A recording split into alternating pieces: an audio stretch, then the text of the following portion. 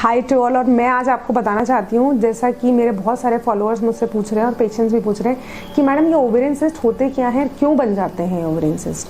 तो मैं आज आपको बता दूं कि ओवेरियन सिस्ट यानी कि जो यूट्रस के आसपास की जो ओवरी होती है उनमें अगर किसी भी तरह की गठान हो जाती है, जिनको हम ओवेरियन सिस्ट बोलते हैं। ओवेरियन सिस्ट के बेसिकली दो तरह के प्रकार के होते हैं। एक सिंपल सिस्ट जिसमें गठान के अंदर पानी भरा हुआ रहता है, दूसरा होता है कॉम्प्लेक्स सिस्ट जिसमें पानी के अलावा आपका ब्लड भी हो सकता है, बाल भी हो सकते हैं, दांत भी हो सकते हैं, कई बार ट्यूमर्स भी हो सकते हैं।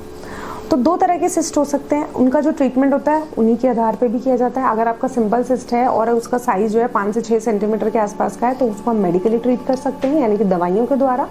और अगर वो कॉम्प्लेक्स सिस्ट है, यानी कि अगर उसका साइज कॉम्प्लेक्स सिस्ट में भी अगर वो हेमरेजिक सिस्ट है और उसका साइज 5 सेंटीमीटर से कम है तो भी हम उसको मेडिकली द्वारा ट्रीट कर सकते हैं। लेकिन हाँ, कुछ ऐसे सिस्ट जैसे कि डर्मोइड सिस्ट जिसमें कि बाल होते हैं, दांत होते हैं, उनको हम कभी भी मेडिकली ट्रीट नहीं कर सकते।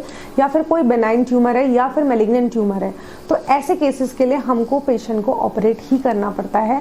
और जैसे कि मैंने इस 22 सेंटीमीटर के सिस्ट को भी हमने लैप्रोस्कोपिकली ऑपरेट किया, तो हम लोग जो होते हैं, जो ओवेरियन सिस्ट होते हैं, अगर सिर्फ ओवरी ही निकालनी है या फिर उसके एसोसिएटेड कुछ करना है या फिर कैंसर का केस है, तो भी हम ऐसे केसेस को लैप्रोस्कोपिकली ही डील करते हैं।